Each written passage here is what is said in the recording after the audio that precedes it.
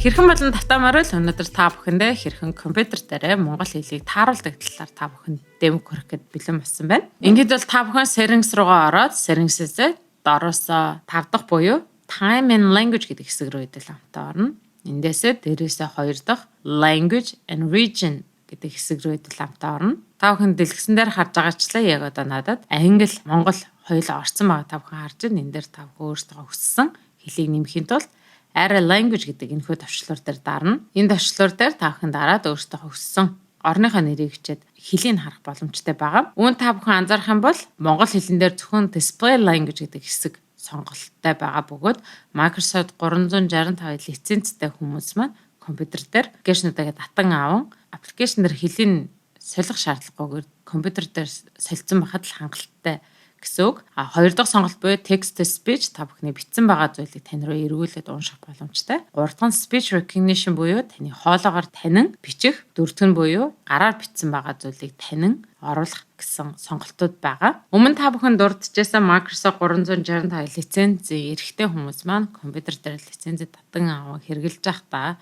Word, Excel, PowerPoint, Outlook дээр хэлээ байнгын тохируулах шаардлагагүй. Энэ дээр хэдүүлээ тохируулсан байх үед тэрийг жишээ болгон та бүхэндээ харуулъя. Хэрвээ та хэлээ солихыг хүсэх юм бол Windows key basic дарах юм бол энэ маань Kirill дээр болчихж байгааг та бүхэнд дэлгэцэн дээр харж байна. Хэрвээ та бүхэнд энэхүү товчлоор маань ажиллахгүй байгаа бол доотлын language гэдэг хэсгээр та бүхэн дараад энэ дундаасаа өөрсдөө хэрэглэмээр байгаа хэлийгээ та бүх сонгох боломжтой байгааг хэлмээр байна.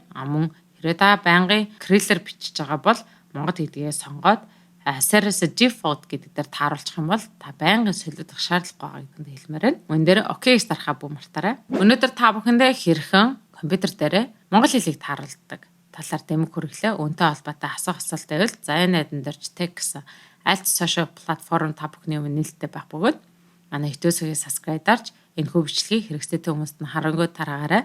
Өнөөдрийн бичлэгийн биерээ яриад хөгжим бэлзий хадмал цэндэ фактыг шалгасан Жолинер байла. Ингээд дараагийн дугаар хүртэл түр баяртай.